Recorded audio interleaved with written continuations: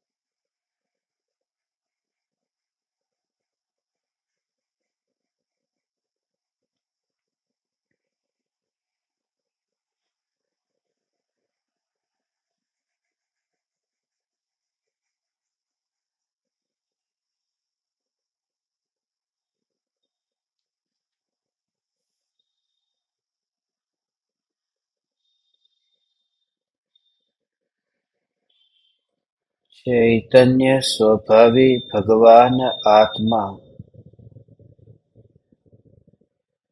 अनादि अनंत शुद्ध चैतन्य मात्र है। ज्ञान मात्र है।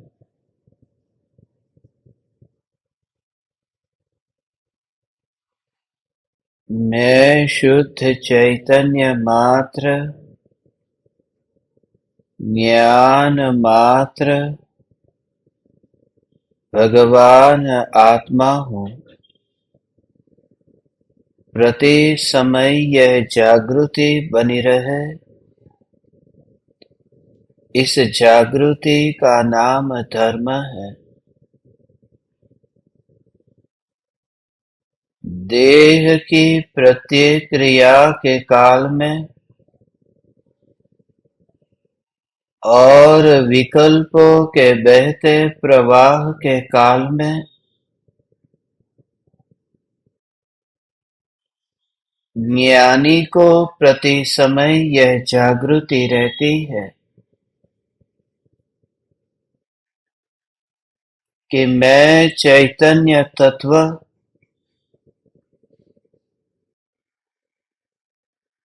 इस देह की किसी भी क्रिया में और विकल्पों के बहते प्रवाह में कहीं भी मिला नहीं हूँ। ऐसा शुद्ध चैतन्य तत्व मैं हूँ। प्रति समय स्वयं की शुद्ध चैतन्य सत्ता का बोध आत्म जागृति ही धर्म है।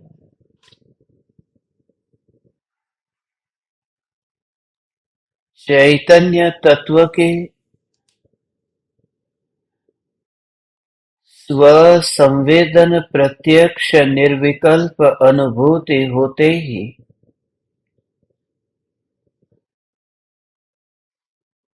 देह होने पर भी देहातीत दशा प्रकट होती है। इतना ही नहीं, विकल्प होने पर भी विकल्पातीत दशा प्रकट होती है।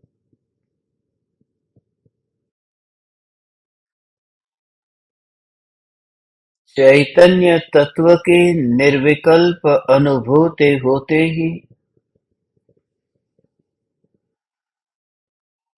यह सत्य समझ में आता है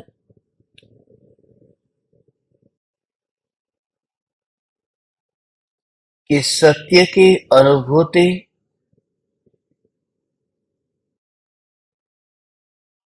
न तो वाणी के विलास से होती है और न ही विकल्पों की खेल कूद से। चैतन्य तत्व की अनुभूति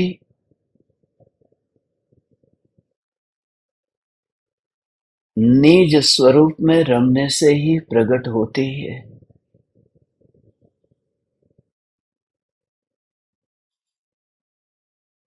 इसलिए ज्ञानी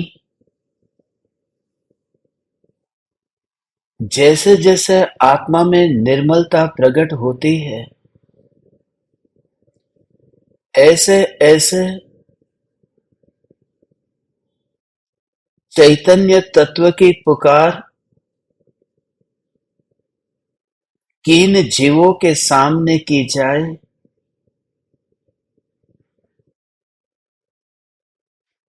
सदाकाल इसकी जागृति रखते हैं। मुनिराज के बारे में हम सब अच्छी तरह जानते हैं न।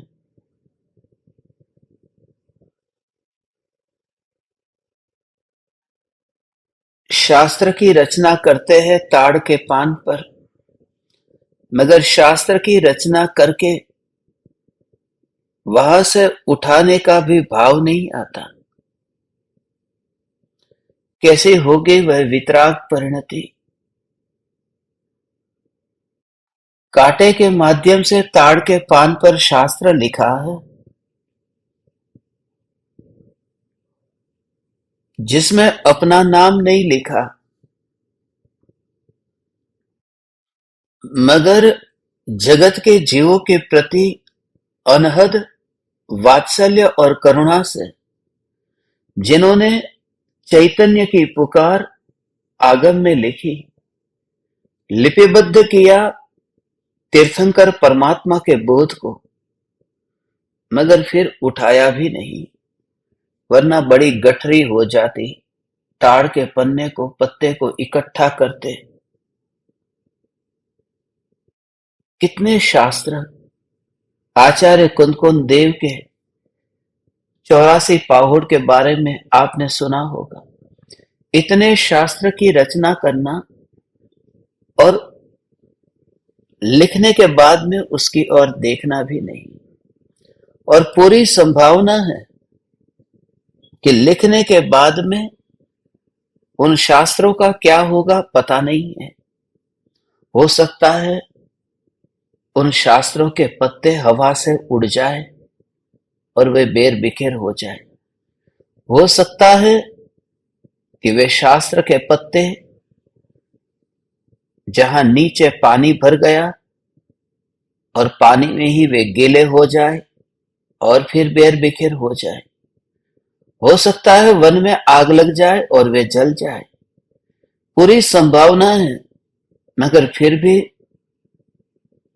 उन शास्त्रों को उठा करके किसी गृहस्थ को देने तक का भी भाव न आया, पर चुपचाप निकल गए।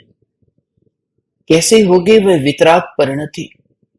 वह भावलिंगी मुनिराज की उस दशा का विचार इसलिए भगवान हमें करना है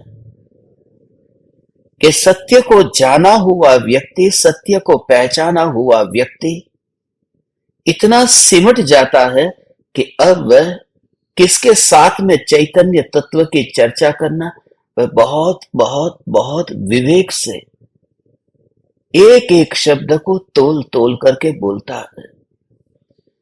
परिवार जनों से, रिश्तेदारों से मुलाकात हो, ये सब बातें कर लेना, कैसे हो, क्या चल रहा है, खाया पिया, ये सब, मगर मैं ध्रुव चैतन्य तत्व हूं उसके लिए पहले देख लेना पात्र है या नहीं। कहीं ऐसा तो नहीं है कि कषाय भावों की तीव्रता हो और तुम चैतन्य की पुकार शुरू करो और उसे द्वेष हो तुम्हारे प्रति, और तुम्हारे प्रति ही नहीं, ये तत्व के प्रति, ये वितरागी परमात्मा की वाणी के प्रति। इसलिए बोध नहीं देते, इसलिए ऐसे जीवों को बोध नहीं देते कि जहां कषाय भावों की मंदता न हो, विशुद्धि के बिना देशना नहीं होती। यही तो बात है, यही बात है।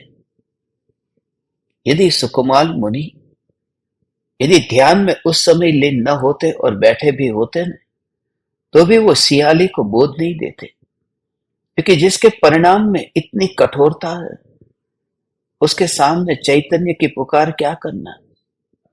और कोई वाइब्रेशन उस सियाली के पास में पहुंचे नहीं,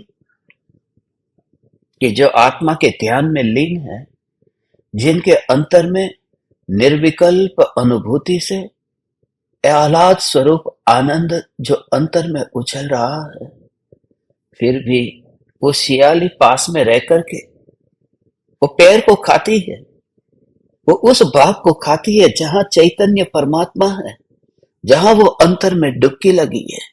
यहां आत्मा है कि नहीं, ये पैर के भाग में आत्मा है कि नहीं, और उस पैर को खा रही है, उस पैर को खा रही है।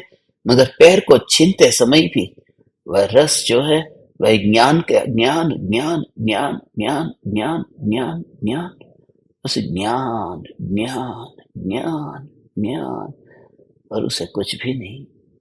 वाइब्रेशन आएगा कैसे, कनेक्शन होगा कैसे। ये जैसे थैला है और थैले के अंदर के भाग पर जैसे शक्कर चिपकी हुई है, और मैं जब यहां से शक्कर को चखता हूं, मेरी जीभ थैले पर है और मैं शक्कर को चखता हूं, मगर मेरे पीछे भी किसी की जीभ है, वो कहता है मुझे तो कोई स्वाद आता ही नहीं है, ये थैला तो रूखा सूखा है। बस ऐसी ही बात है कि जो भीतर में ये ज्ञान है, सुकुमार मुनि ज्ञान का अनुभव करते हैं, और वो सियाली थैले का, दोनों के बीच में मेल ही नहीं खाता। और कोई कहे कि तुम शक्कर का इतना अनुभव करते हो, उसका एक अंश तो उसे अनुभव होना चाहिए जो तुम्हारे पास में इतना नजदीक है, नजदीक है, मगर उसके अनुभव में थैला ही आ रहा है। और मुझे भी ये थैला अनुभव में नहीं आ रहा, थैला है, मगर थैले से अलग वह शक्कर की मिठास ही अनुभव में आती है। तो हे चैतन्य परमात्मा, जब ऐसी दशा हो कि ज्ञान ज्ञान ज्ञान ज्ञान ज्ञान की धारा चले और फिर कभी बोध देने का भाव आए, तो ऐसे जीवों के सामने ही ज्ञानी बोध देते हैं। इसलिए ताड़ के पान पर शास्त्र लिख करके वहीं रख दिए,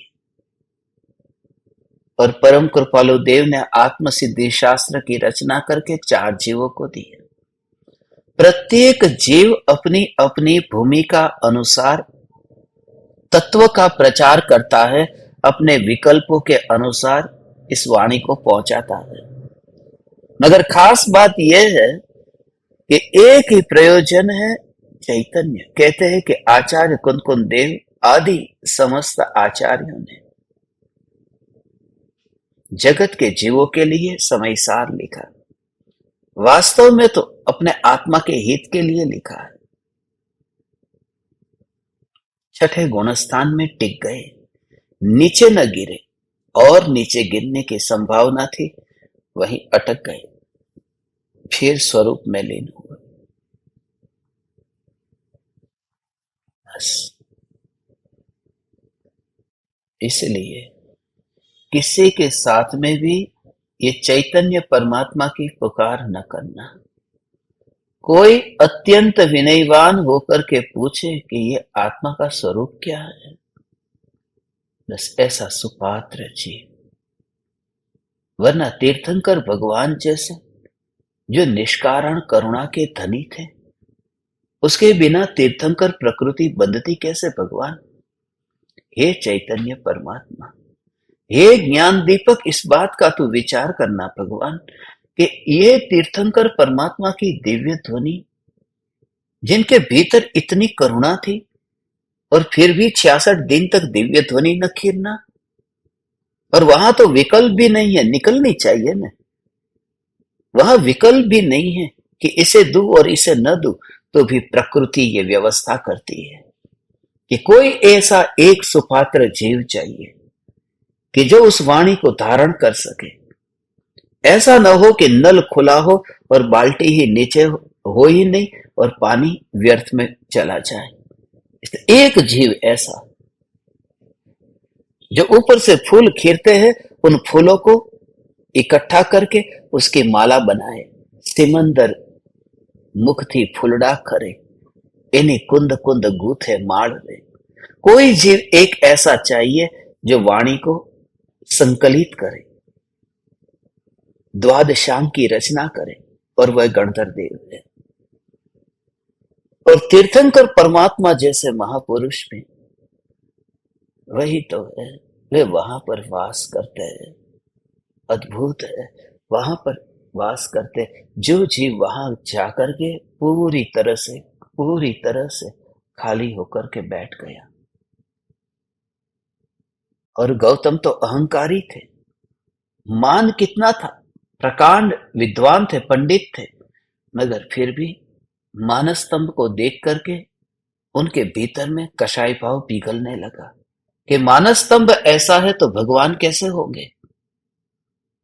ये विचार आया, धीरे धीरे अंदर जाते जाते बस फिर क्या, वितराग परिणति प्रकट हुई।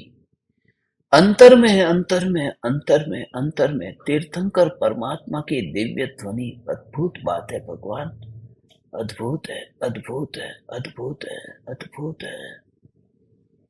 इसके राज भी ये तीर्थंकर परमात्मा की दिव्य ध्वनि। ओ हो।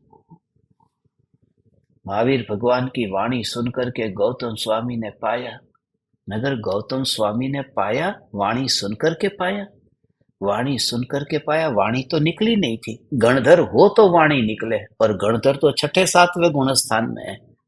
तो छठे सातवें गुणस्थान वर्ती जो गणधर है, वो गणधर हो गए थे न, तो वो गणधर हो तो दिव्य ध्वनि करे।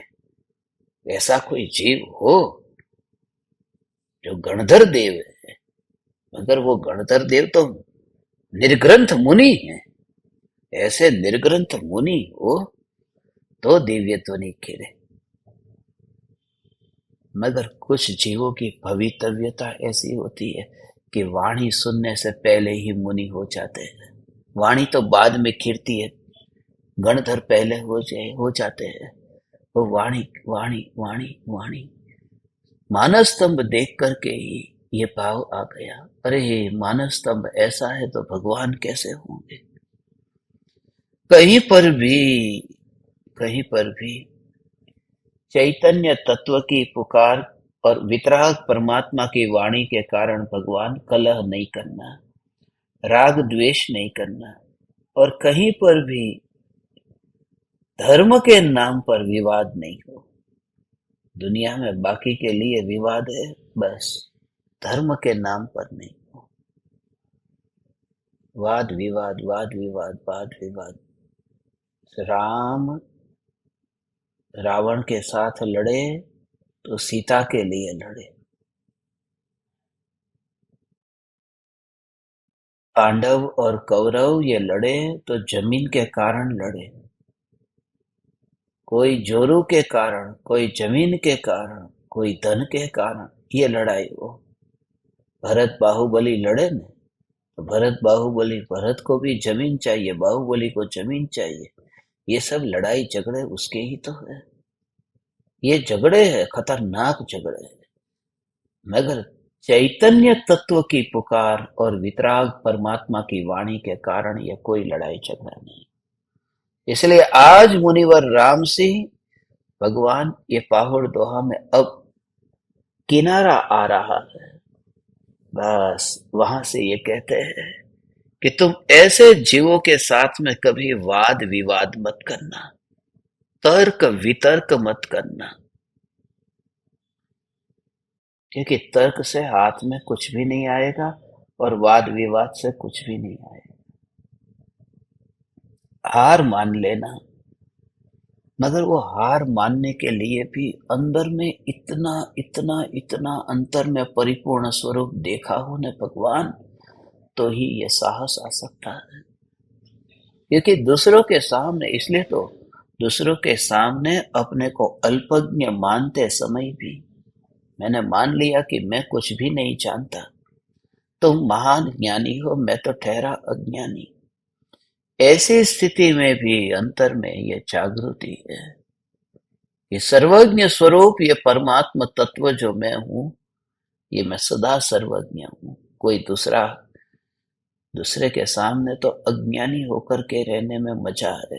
बस मुझे कुछ भी नहीं आता, कुछ भी नहीं आता। बस ऐसे में ही, ऐसे में ही, ऐसे में ही, कहीं पर भी वो पता है ना कि व्यर्थ में कहीं पर भी विवाद हो सकता है। इतने बड़े बड़े धनपति, वहां पर कितनी समझ है। तो समझ है ना, समझ है ना। अपना अपने पास में, तुम्हारे पास में गहने कितने हैं, रुपये कितने हैं, ये दूसरे को दिखाने में कितना मजा आता है। गाड़ी मोटर बंगला दूसरे को दिखाने में मजा आता है, अपनी धन संपत्ति दिखाने में मजा आता है। उनको दिखा देते हैं, मगर ये दिखाना बंद करो। एक आदमी को कहा कि ये धन संपत्ति दिखाना बंद करो, ये क्यों दिखाते हैं? बोले हमने तो दिखाना बंद कर दिया, शुरुआत की। और जो इनकम टैक्स वाले हैं उनको हम दिखाते ही नहीं। तो जिनको दिखाना था उनको दिखाया नहीं, जिनको नहीं दिखाना था उनके सामने दिखाने लगे। मगर वो बुद्धि आई कहाँ से? ये बुद्धि जो है कि इनके सामने दिखाने जैसा नहीं है।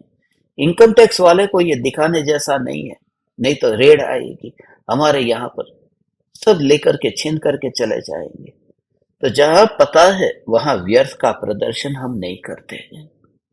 बस व्यर्थ का प्रदर्शन करने में ये बहुत नुकसान है। इसलिए बस मैं कितना जानता हूं, अब ये कहने से भी अब कोई लाभ नहीं है। बस क्या लाभ और मिलेगा क्या? जब मैं आपसे कहूं कि मैं इतना इतना जानता हूं भगवान, ये कह कर के क्या मिलेगा? वाह वाह मिलेगी, तारीफ मिलेगी, ख्याति होगी, थोड़ी देर के लिए। उसमें भी वो अहंकार के कारण और कर्मों का बंधन होगा।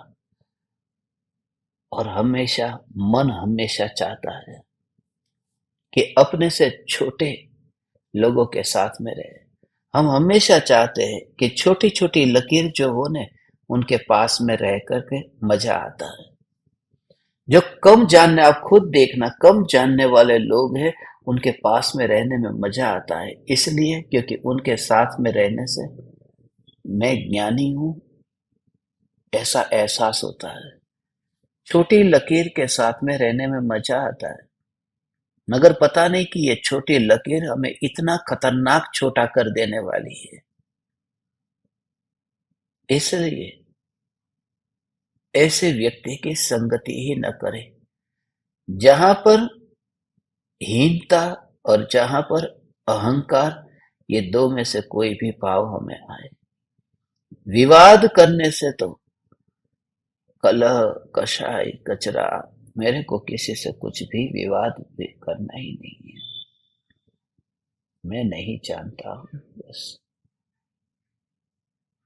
समझदार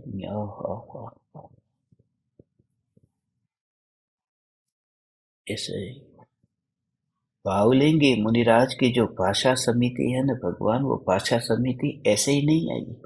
वो भाषा समिति आई है अंदर की वितराग परिणति से। हित मीत और प्रिय वचन बोलना, जरूरत हो उतना ही बोलना, और किन के सामने क्या बोलना, ये सब जो है इस वजह से। उपवास करना है तो वहां मौन लेना है, आहार लेने के लिए जाना है तो मौन रह करके जाना है। गृहस्थ के वहां पर आहार लेने जाते हैं तो मौन रह करके, ऐसा नहीं है। ओ हो कि रोटी खाने के लिए गृहस्थ के घर पे गए तो वहां पर उसको कुछ न कुछ फिर बदले में देना है ना, बदले में देना है ना। कि मैंने तुम्हारे वहां पर खाना खाया तो ऐसे ही मुफ्त में खाना थोड़ी खा के जाऊंगा, थोड़ा बोध भी दे करके जाऊंगा ना, थोड़ा प्रवचन सुना करके जाऊंगा। तुमने मेरे पेट का ये इलाज किया है, शरीर का इलाज किया है, आहार दान दिया, औषधि दान दिया, तो अब मैं तुम्हें ज्ञान दान भी दूं और अभय दान भी दूंगा ना? तो बोलूंगा ही नहीं, तो फिर खड़े खड़े आहार लेते हैं मुनिराज, क्योंकि बैठ करके आहार ले, इतना भी बैठे ने, अपन मेहमान आते कहते आइए आइए बैठिए, पहले सोफा पर बिठाया, डाइनिंग टेबल पर तो बिठाया नहीं, और वो सोफा पर बैठ करके डाइनिंग टेबल तक पहुंचे, तब तक न जाने कितनी बातें हो जाती है, कौन कौन से रिश्तेदार, कौन कौन सा हमारा भूतकाल की घटनाएं, मिलना बिछुड़ना, ये वह, उसमें फालतू की ही बातें होती है, कोई उससे कोई प्रयोजन नहीं है आत्महित के साथ में, मगर बैठे हैं, सीधा तो खाए नहीं, मैनर्स होता है ना, सीधा टेबल पे जाकर के तो बैठ नहीं जाते। हम इतने समझदार हैं, जिसको हम मैनर्स कहते हैं वो मैनर्स का मतलब है फालतू का कर्म बंधन, सीधा ही खाने को बैठते नहीं है कि क्या खाने के भूखे हैं क्या?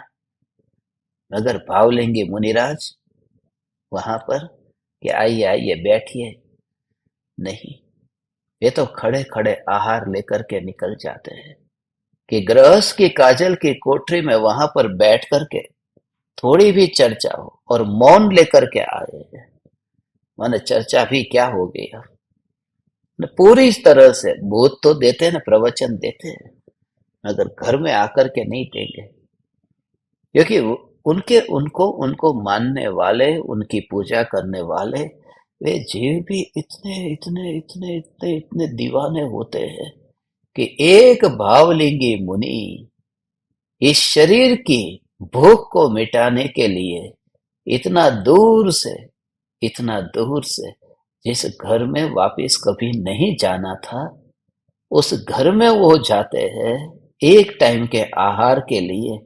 वे मुनि आहार दान लेने के लिए वन से यदि घर में आते हैं, तो मैं महापापी, जिस घर को छोड़ना ही छोड़ना है, ऐसा महापापी ज्ञान का दान लेने के लिए वन में क्यों नहीं जाता?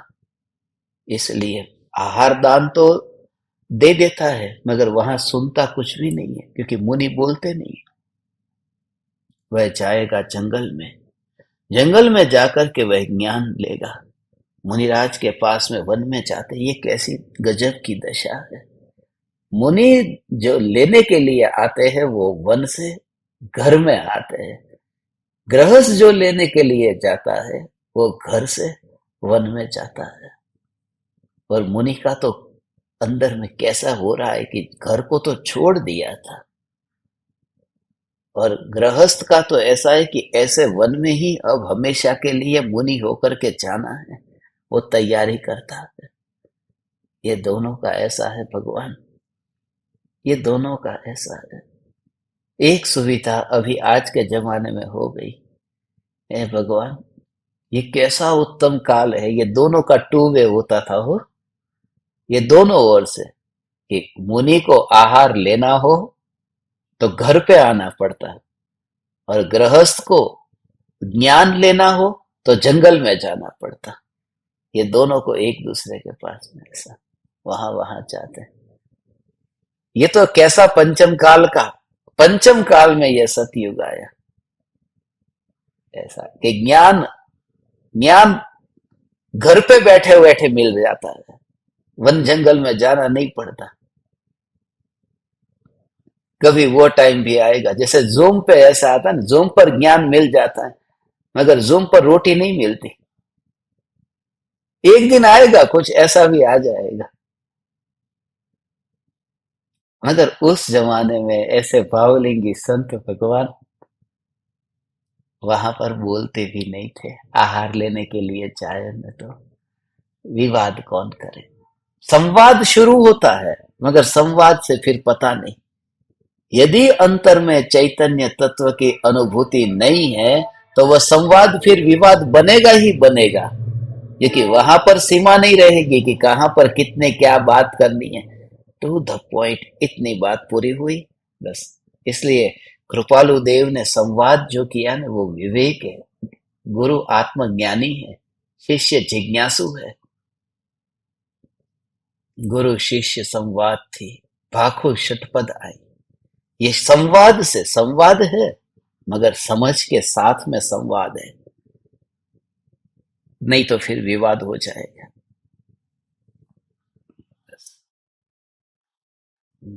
बहुत बहुत बहुत बहुत दूर दूर दूर दूर दूर का सोचा है, बहुत दूर जाना है ना। ओ ओ ओ और यहाँ पर ही ये वाद विवाद में अटकूंगा तो क्या होगा। ऐसे लोगों की संगति से, कि जहां वाद विवाद होता है उसकी संगति मत करना, और वाद विवाद होता है उसकी संगति नहीं करना। अब वन में वहां पर ओ द्रव्यलिंगी मुनि होकर के वन में जब भगवान गया था न, तो वहां तो अब कोई साथ में लेके नहीं गया था, अकेला गया था। पूर्व में वन जंगल में गया तो अकेला गया। अब वहां तो किसके साथ वाद विवाद करता, न कोई पंडित, न पुरोहित, न कोई वहां पर वाद विवाद करे किसके साथ। मगर जो वो विकल्पों का विकल्प विकल्प विकल्प विकल्प, ये विकल्प का जो कोलाहल था न, उसकी संगति उपयोग करता था। ज्ञान वहां वहां जाता था जहां जाने जैसा नहीं है। समझदार व्यक्ति मूढ़ के पास में जाता नहीं है, मूढ़ों की संगति करता नहीं है। मगर मुनि होकर के भी वो जो मूढ़ विकल्प है, ऐसे जड़ विकल्प है, जड़ बुद्धि कहते हैं ना, ये जड़ विकल्प है जो आहार लेने के लिए निकलते हैं। ये शास्त्र लिखने का भाव, आहार लेने का भाव, विहार करने का भाव, इन भावों के विकल्पों के साथ में मित्रता हो गई थी। ओ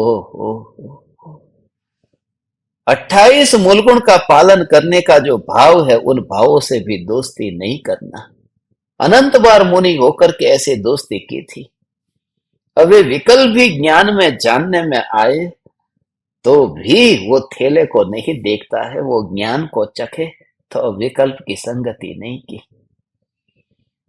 सभी व्रतों में ऐसा, घर में रहते हुए भी सभी व्रतों में ऐसा कि बस ये क्या करूं भगवान, ऐसा अंतर में तुम्हारी ऐसी दशा है। आएगी नहीं, वो तो भी आएगी भगवान। ये देह के साथ में हम नहीं रहते, परमाणु पड़े तो रहते हैं, परमाणु परमाणु पड़े तो रहते हैं उसमें, मगर उसको हम प्रश्न नहीं पूछते कि हे देह के परमाणु, तुम कब बने, तुम कब बिखरोगे, तुम्हारा आकार, तुम्हारा रूप रंग, तुम्हारी जो ये रचना इस प्रकार की क्यों है, ऐसी कोई शंका हम नहीं करते हैं। ऐसा तुझे अंतर में अनुभव होगा भगवान, ऐसा हो। क्योंकि ज्ञान की रचना की शंका भी हम नहीं करते हैं, तो देह की रचना की शंका हम कैसे करेंगे। ये ज्ञान प्रति समय अलग अलग प्रकार से रचना करता है, पर्याय में परिवर्तन आता है तो ज्ञान अलग अलग रचना करता है। ये अलग अलग प्रकार की जो ज्ञान में रचना होती है, उस रचना में हम कोई शंका नहीं करते कि ज्ञान तो इस आकार का क्यों हुआ है। ओ, ओ, ओ, ओ। हे पानी, तू गिलास के आकार का क्यों हुआ और तू कटोरे के आकार का क्यों हुआ। हम कटोरे और गिलास को तो देखते ही नहीं है, हम तो पानी जो गिलास के आकार का और कटोरे के आकार का क्यों हुआ, ऐसा भी उससे नहीं पूछते। हम तो पानी को पीते हैं। ओ। ऐसे ही प्रति समय भगवान ये तीन लोक का नाथ चैतन्य परमात्मा किसी भी ज्ञेय को जानने रूप ज्ञान की जो रचना, उस रचना को भी ये पूछता नहीं है। ओ। कुछ भी नहीं करना, बस कांच का गिलास फूट गया, अरे ये टुकड़े हो गए, मिट्टी का मटका फूट गया, अरे इसका मतलब तू जो टेंशन ले रहा है, अरे गिलास फूट गया, अरे मटका फूट गया, और तेरा रस मटके में था, तो मटके में मोहित था ना भगवान। मटके में मोहित व्यक्ति ऐसा करता है कि अरे ठिकरे हो गए, अरे टुकड़े हो गए, गिलास नहीं रहा। ये पहली अवस्था में जिसको रस था वो दूसरी अवस्था में दुखी होता है। ये ज्ञान प्रति समय नई नई रचना करता है, और जो भी ज्ञान में रचना होती है उस समय ज्ञानी निर्लेप है, क्योंकि पुरानी रचना से मोह नहीं हो गया था। मटके से मोह हो गया हो तो ठिकरा होने पर द्वेष होगा कि अरे ये ठिकरे किस काम के, निकालो यहां से। अगर प्रति समय आ आ आ आ आ आ आ प्रति समय ये अंतर में ज्ञान की पर्याय जो जानना जानना जानना जानना, ये ज्ञान की रचना होती है। बहुत सूक्ष्म इसका भाव है। प्रति समय ज्ञान की नई नई रचना होती है, मगर उस रचना में भी वो शंका नहीं करता है कि ऐसी रचना, ज्ञान की रचना ऐसी क्यों हुई।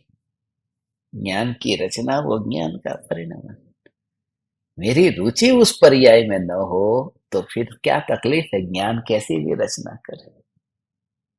उसके साथ संघर्ष नहीं करता है, ओहो,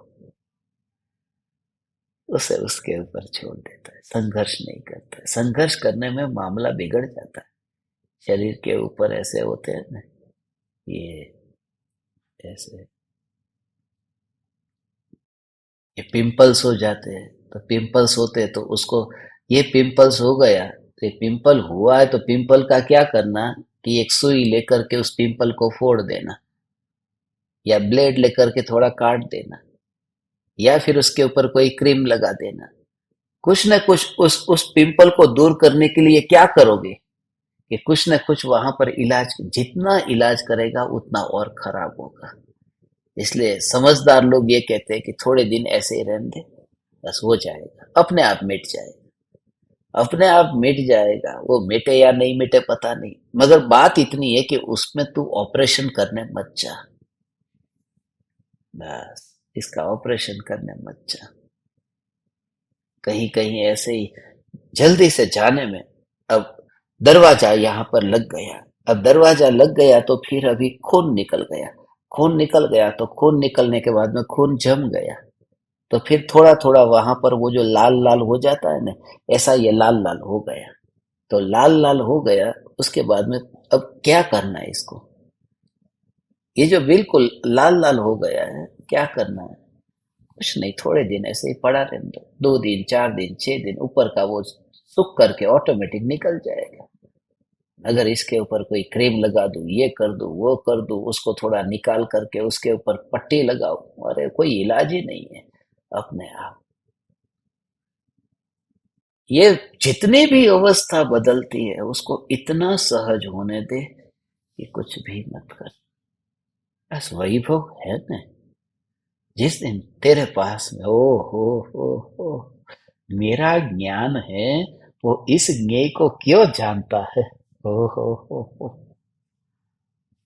मेरा ज्ञान इस ज्ञेय को क्यों जानता है, वो जानता है, मगर जानता हुआ भी खर्च तो होता है ना, मगर खर्च होकर के भी वो कहाँ जाता है, वो अंदर यहाँ भगवान आत्मा में ही रहा कि बाहर निकला।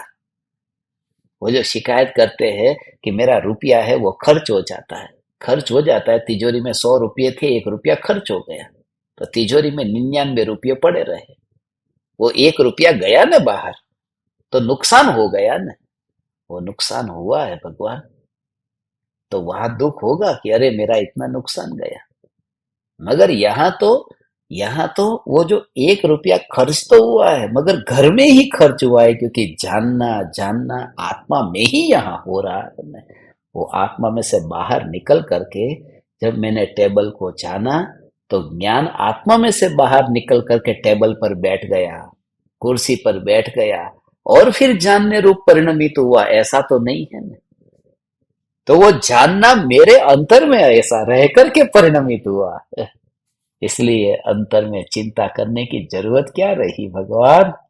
ऐसा अंतर में प्रयोग करते करते, ये सब प्रयोग ही प्रयोग है, ये प्रयोग करते करते ये जो भी ज्ञेय जानने में आया, तुरंत ये ज्ञान आत्मा में रह करके ही ये खर्च हुआ है। घी ढल्यू तो खिचड़ी में, ये बाहर नहीं गया, घी खिचड़ी में ही ढला है। ऐसा है। गुजराती में ये कहते हैं घी ढळ्યું तो खिचड़ी माँ। वो जो वैभव है वो वैभव अपने में ही रहा, बाहर नहीं गया। नहीं। ओहो। ओहो। हम्म।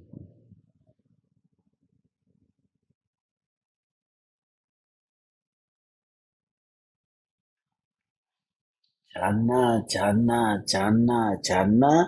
ये कार्य जो हो रहा है ये अपने में ही हो रहा है ना।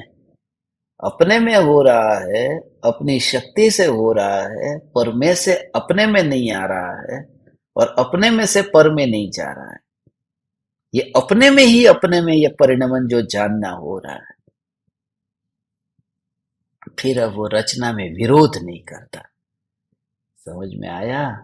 इसका मतलब भगवान, हे चैतन्य परमात्मा, ज्ञान की जो प्रति समय पलटती अवस्था, इस ज्ञान की प्रति समय पलटती अवस्था में भी जो विरोध और वाद विवाद नहीं करने चाहता कि ये रचना ऐसी क्यों हुई, इसका कारण ढूंढो। इसके लिए कोई तर्क दो, वितर्क दो, कुतर्क दो, कोई नहीं।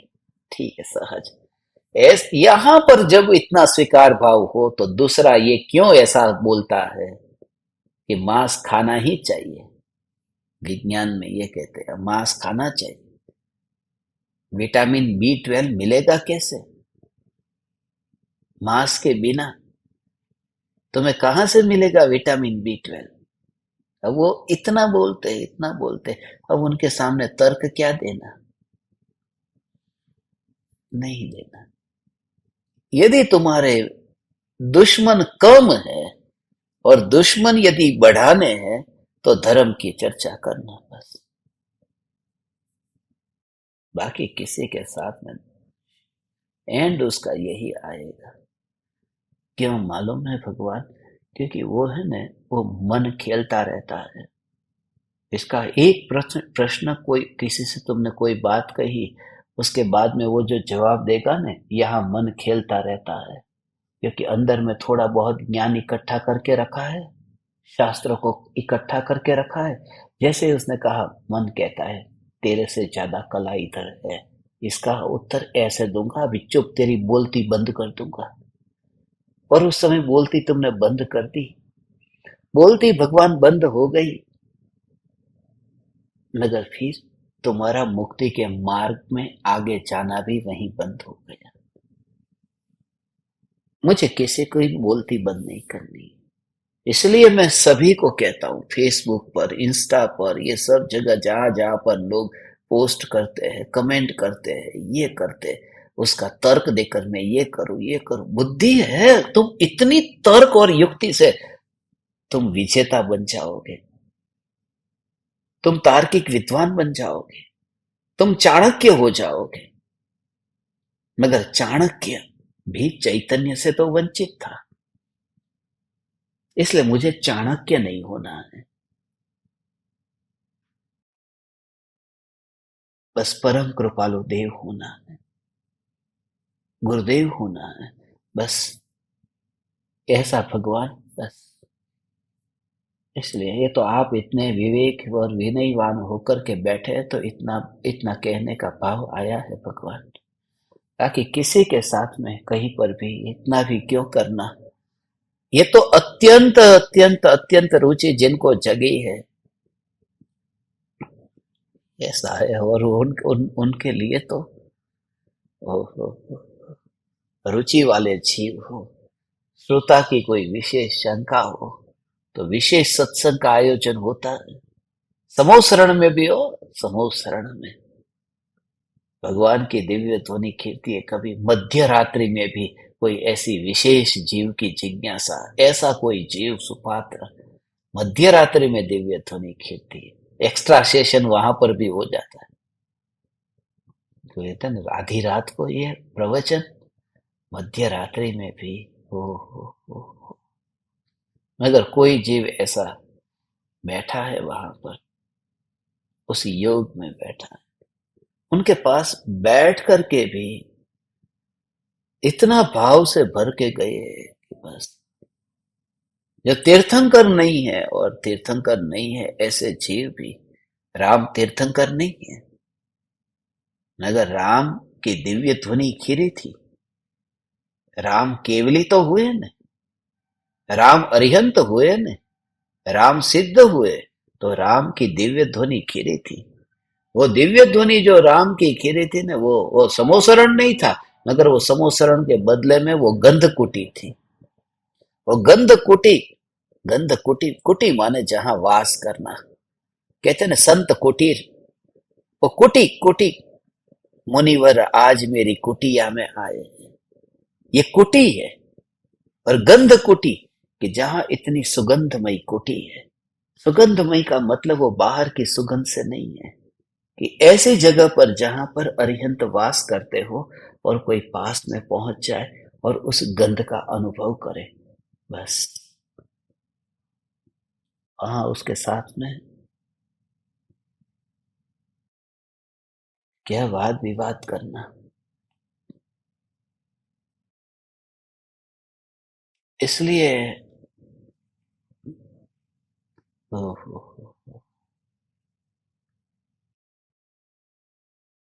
हे ज्ञान दीपक, देखो आज ये दोहा है, 217वां दोहा है ना, 217वां दोहा। ओहो,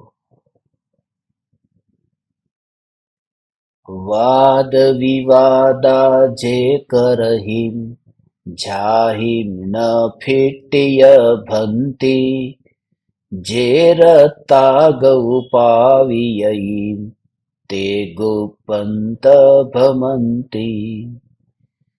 वाद विवाद करने वाले की भ्रांति नहीं मिटती। जो अपनी बढ़ाई में तथा महापाप में रक्त है, वे भ्रांत होकर भ्रमण करते रहते हैं।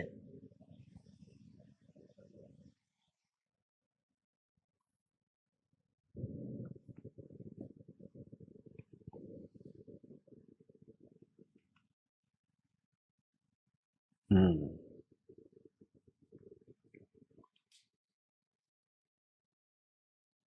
वाद विवाद तो मारीची भी जानता था, मगर वाद विवाद करने वालों की भ्रांति नहीं मिटती।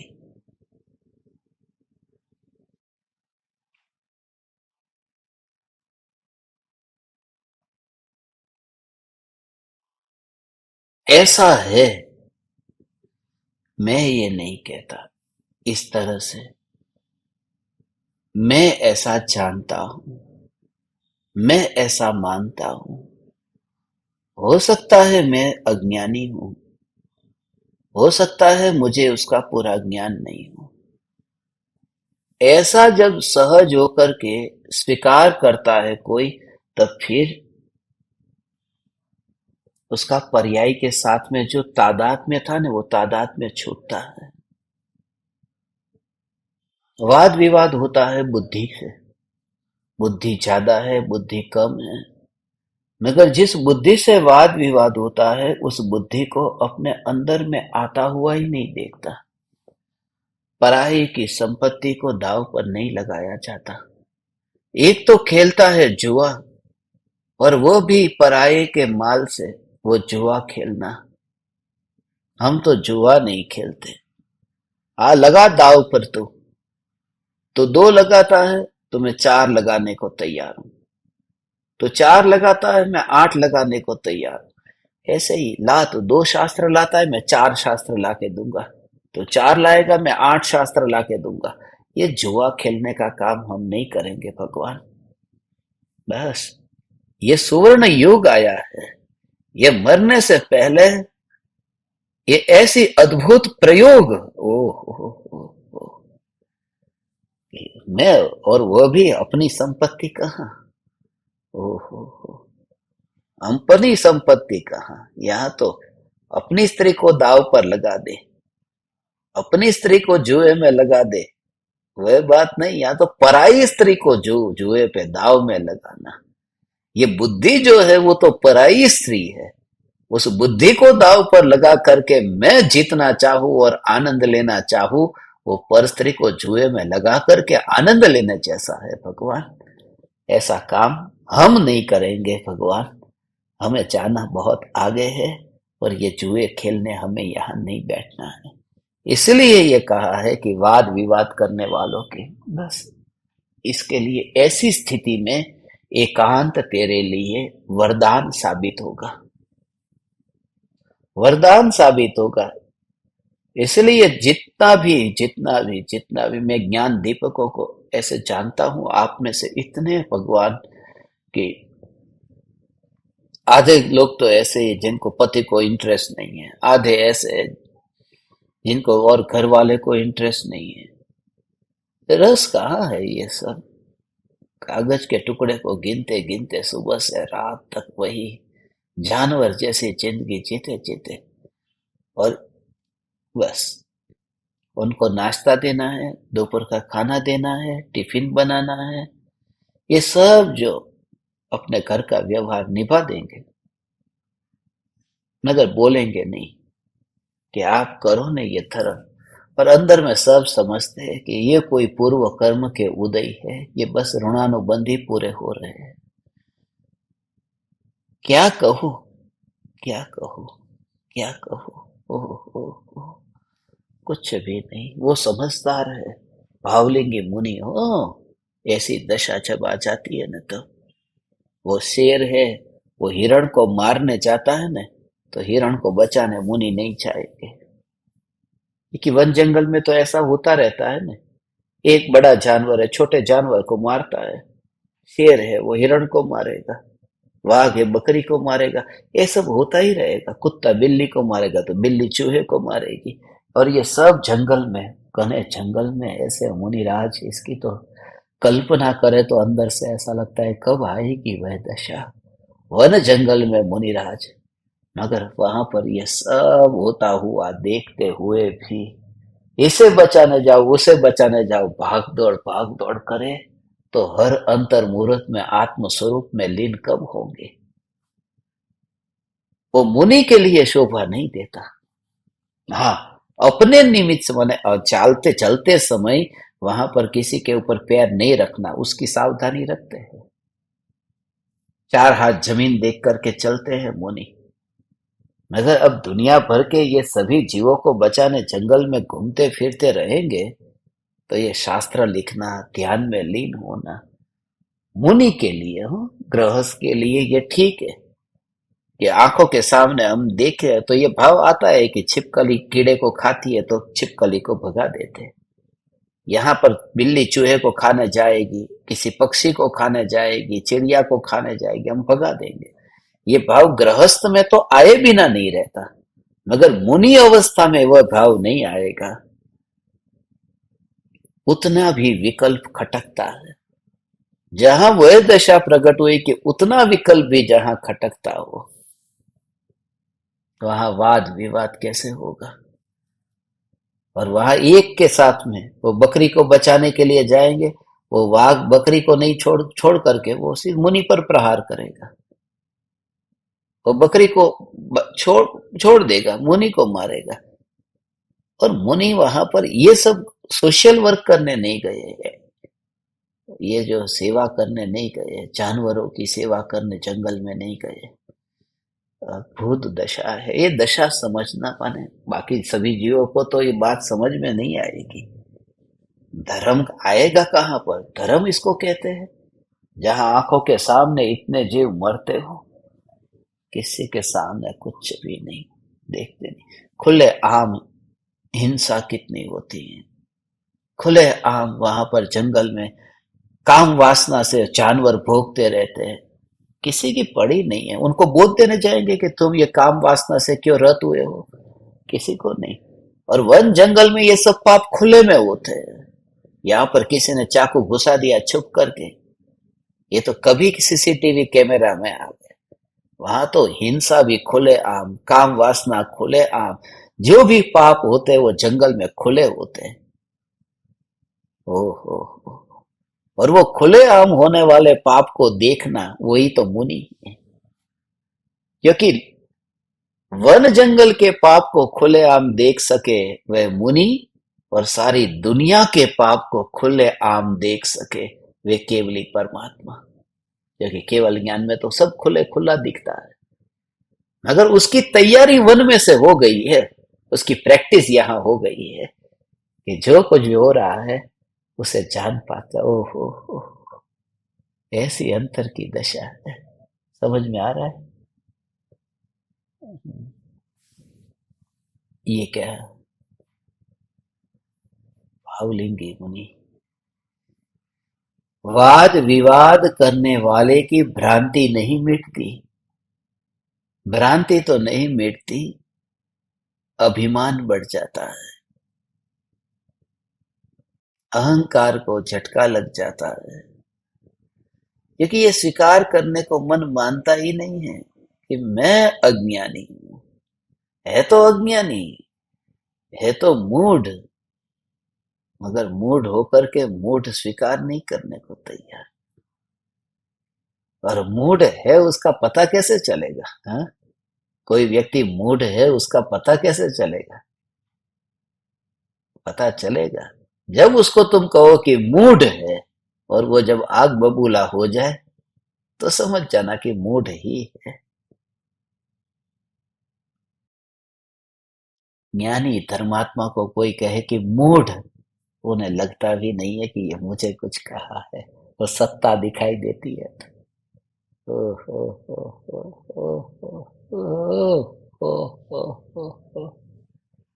ऐसा अंदर में नाचने वाली नृत्यांगना हो, उस नृत्यांगना जो नाचती है उसकी कोई तारीफ करता हो, है भगवान, उस नृत्यांगना की कोई तारीफ करता हो, और उसमें कितनी उदासीनता। मुनि बैठे हैं और मुनि के सामने कोई तारीफ करे कि ये जो नृत्यांगना है इतना सुंदर नाचती है, उसकी चाल देखो, उसके पैरों के जो कदम यहाँ से वहां, वो देखो। मुनिराज को कैसा होता है? तुम बहुत अच्छी तारीफ कर रहे हो। कुछ नहीं होता ने, वह जो फासला दिखाई देता है, क्या लेना देना उस नृत्यांगना से? मुनि है ना, मुनि और नृत्यांगना कोई कनेक्शन कहाँ है? ऐसे ही जैसे जब तू कहे ना कि आपके ज्ञान, आपकी बुद्धि, आप जो समझाते हैं, ऐसा जब तेरे को सुनने में मिले ने कि ये बुद्धि, ये नाचने वाली बुद्धि, जो कभी ऐसी कभी ऐसी, कभी दो शास्त्र, कभी एक शास्त्र, कभी तीन शास्त्र, ये नाचने वाली बुद्धि, और मैं सिद्ध, कहाँ सिद्ध और कहाँ ये बुद्धि? कोई कनेक्शन नहीं मिलता, इसलिए उसको भोगने नहीं चाहते। ये चिंतन करना, आज प्रयोग करना, बस जितना भी जानता है। और ये खाली शास्त्र की कला नहीं, सभी बुद्धि में, सभी प्रकार की बुद्धि में। तुझे पिज्जा बनाना आता है, पास्ता बनाना आता है, तुझे जो कुछ भी बनाना आता है, जिसमें तेरी मास्टरी है ना, जो सबको नहीं आता और तुझे आता है, जिसके कारण तो आसमान में चलती है, उड़ती है। जिन जिन कारणों से ऐसा लगे, बस ऐसा जानना, मैं मुनि और यह नृत्यांगना, और नृत्यांगना को भोगना ये मुनि का स्वभाव नहीं है। ऐसे ही ये बुद्धि, इस बुद्धि को मैं भोगता नहीं, ऐसा अंतर में भेद ज्ञान करता है। मैं बुद्धि को भोगता नहीं। ठीक है भगवान, तो ये करना, भेद ज्ञान का प्रयोग ये करना। ओहो, जहां ऐसी अपनी बढ़ाई में और महापाप में जो रक्त है, मैं इतना जानता हूँ, मैं इतना जानता हूँ, क्या जानता हूँ। ओहो,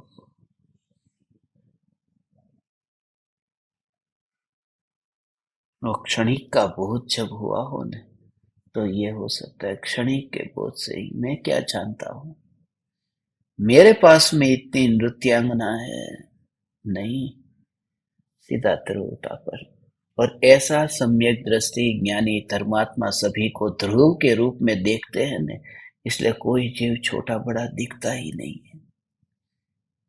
अभी एक प्रश्न मैं आपको पूछूं और एक जवाब फटाफट दे, दूसरा जवाब न दे, वो देखता ही नहीं है ऐसे रूप में। त्रिकाली ध्रुव ध्रुव ध्रुव ध्रुव ध्रुव, सत्ता सत्ता सत्ता सत्ता सत्ता, बाकी सब बस एक और रहने दो, उसकी बात यहाँ मत करो। ऐसा लगे, ऐसा लगे, ओ हो, ऐसा लगे अंदर में, ऐसा कभी तुझे विचार आता है? ओ हो, ओ हो, हो, उसके साथ में रहता हुआ हो तू, हो जय ने कि अजय ने?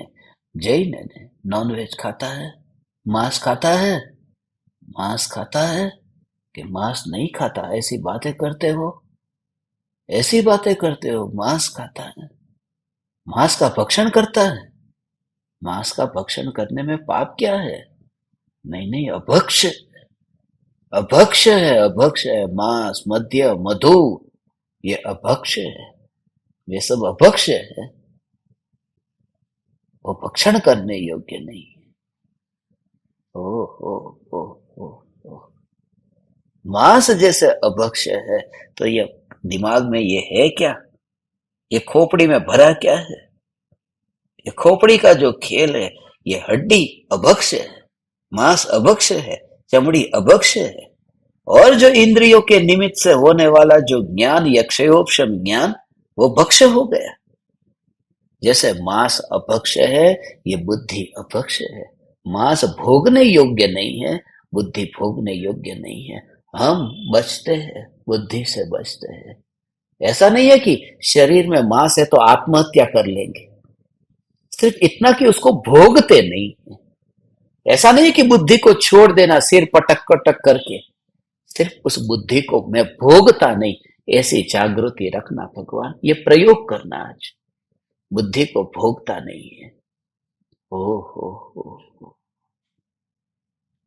बुद्धि मांस को जैसे खाता नहीं है, किसी का खून पीता नहीं है, शराब पीता नहीं है, ऐसे ही वह बुद्धि को भोगता नहीं है, भगाता नहीं है कि हे मांस तू चला जा यहां से, हे आंख तू चली जा। नहीं, सब ऐसे ही है। अगर उसको भोगता नहीं है तो साइड में पड़ी हुई तुझे दिखेगी, ये पूरी तरह से ऐसे साइड में पड़ी हुई दिखेगी। ध्रुव का जोर होगा, बुद्धि होगी, शरीर होगा, और बुद्धि और शरीर होने पर भी उसको तो भोगता नहीं है, और ज्ञान के भोग का आनंद आता है। आनंद है वो ज्ञान का आनंद है, ज्ञान के साथ में अभेद होने का आनंद है। इसी के ऊपर कल सुबह हम प्रयोग करेंगे। शरीर होता है निर्विकल्प ध्यान में, शरीर होता है, बुद्धि भी होती है, मगर ये अभक्ष बुद्धि, अभक्ष देह, मांस, खून, और अंतर में ज्ञान के साथ में जो आह्लाद स्वरूप आनंद हो आता है, उस आनंद को जब आनंद का अनुभव करता है, तब देह और बुद्धि, बुद्धि क्या करती रहती है? चली तो नहीं गई, तो उसका फंक्शन जो वहां चलता है, ज्ञान के अनुभव के, ज्ञान के अनुभव के काल में उसका जो फंक्शन चलता है, उसका थोड़ा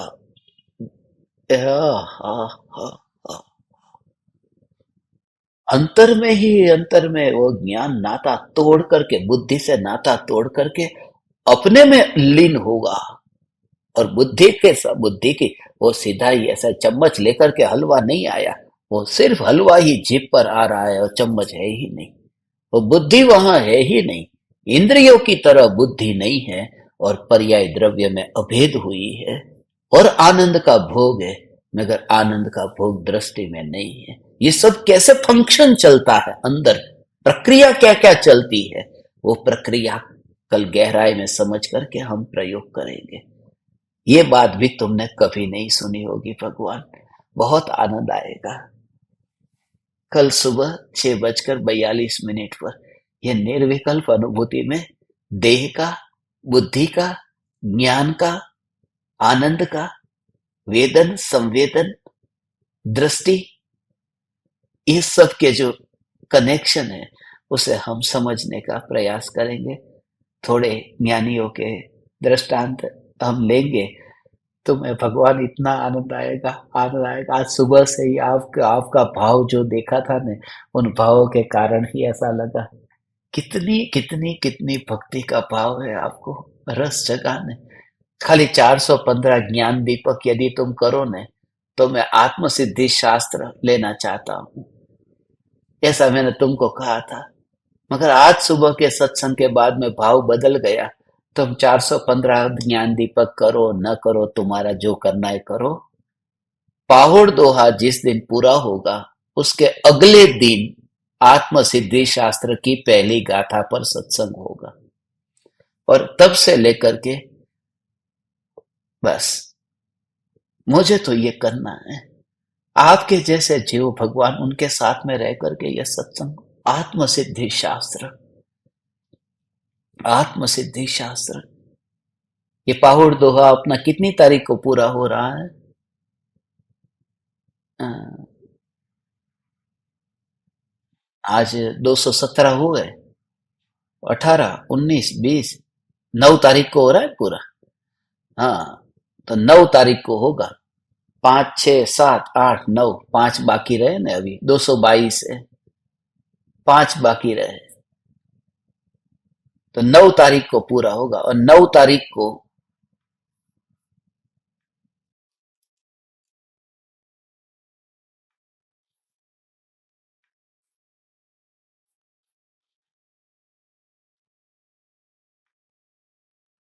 कैसा संजोग है, 9 तारीख को पूज्य गुरुदेव श्री कांजी स्वामी की जन्म जयंती है, और गुरुदेव की जन्म जयंती के दिन ही पाहुड़ दोहा पूर्ण हो रहा है। यह अपन ने कोई प्लान नहीं किया था। जब 1 अक्टूबर को चालू किया था पर्युषण के दूसरे दिन, तब से लेकर के अपना तो पर्युषण भी वहां पर तब से शुरू हो गया था। तो पूरे में ये गुरुदेव के जन्मदिन पर पाहुड़ दोहा पूर्ण हो रहा है। और उसके दूसरे दिन, दूज के दूसरे दिन आती है ना त्रीज, तृतीया। वो कौन सी तृतीया आती है पता है?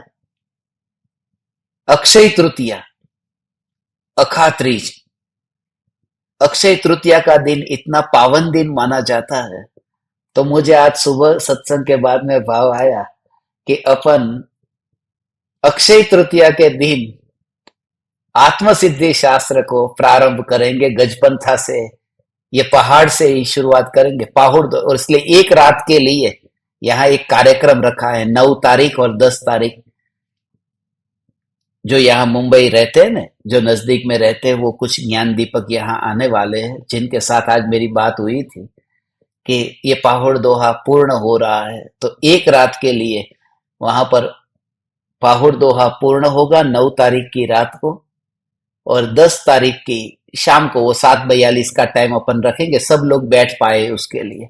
वैसे तो मेरी भावना 10 तारीख को 1:42 पर रखने की थी, मगर दोपहर में सब नहीं बैठ पाते, तो सोचा समय को भी अभी एक और रख दो, ज्यादा से ज्यादा जीव लाभ ले सके उस समय रखेंगे। तो ये अमेरिका कनाडा वालों को भी आधी रात को नहीं जगना पड़ेगा। और शाम को 7:42 पर जैसे अपन रखते हैं, तो आत्म सिद्धि शास्त्र का ऐसा राज अपन समझेंगे ने। कम से कम एक दिन से एक एक पहली गाथा से 142 गाथा अपन रोज की एक लेंगे। जैसे ये पाहुड़ दोहा में कैसे लिया है, ऐसे ही सोचा कंटिन्यूस श्रृंखला ही ऐसी कर देंगे, एक दिन छोड़े बिना। भावना पाते हैं, बाकी हरी इच्छा, कृपालु देव की भाषा में कहे ना, तो जो होगा सो होगा, हरी इच्छा। मगर अपन वो भावना भाते हैं आत्म सिद्धि का पूरा आद्योपांत।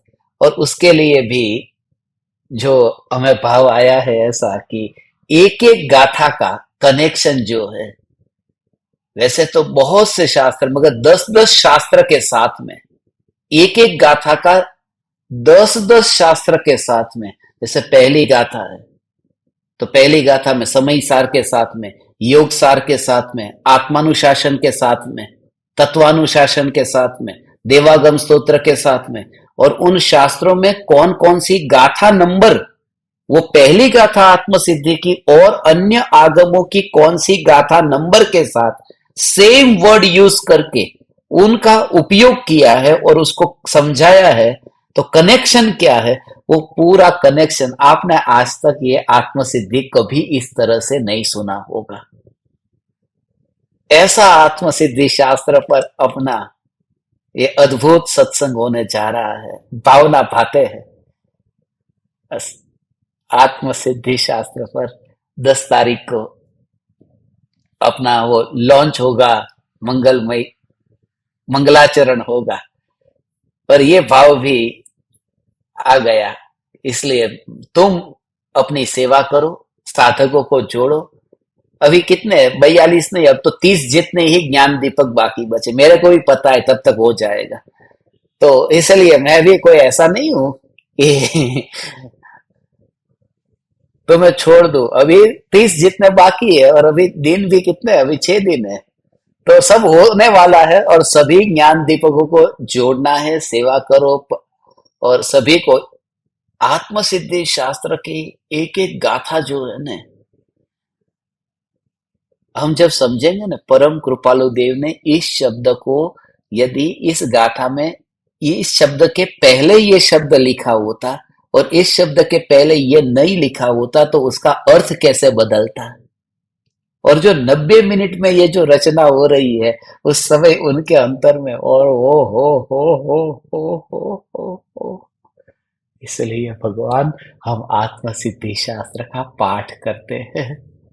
ये पाठ जो करते हैं उसका भाव भी यही है, पाठ उसी का करते हैं। पाठ पाठ करते हैं। पाठ का मतलब क्या होता है कि एक बार जैसे तुमने पढ़ा, फिर दोबारा पढ़ना, फिर तीसरी बार पढ़ना, मगर पढ़ने का नाम पाठ नहीं है। पढ़ना नहीं कहा, आत्मसिद्धि को पढ़ लेना, पाठ कहा। पाठ का अर्थ है कल जो तुमने पढ़ा था, तब जो भाव आया, आज जो पढ़ा वो भाव बिल्कुल ही कुछ अलग आया, अलग दृष्टिकोण तुम्हें दिखाई दिया। फिर दूसरे दिन पढ़ा तो कोई और अलग नजरिया दिखाई दिया, फिर अगले दिन पढ़ा तो कोई और अलग नजरिया दिखाई दिया।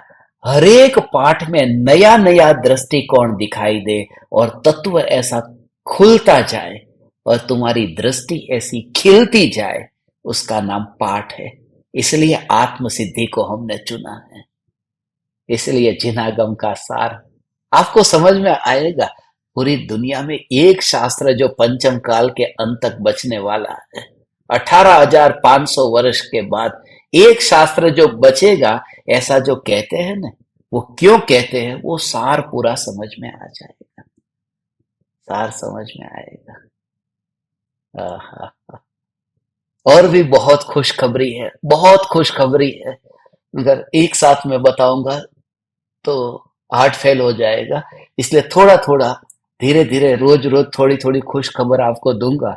कल सुबह अपन मिलेंगे भगवान। आप परमात्माओं के योग में रह करके, इस बालक की आत्म साधना हो रही है। मैं ऋणी हूँ आप परमात्माओं का। आप समस्त माता पिता, दादा दादियों को मेरा प्रणाम करता हूँ। प्रणाम। चैतन्य चैतन्य।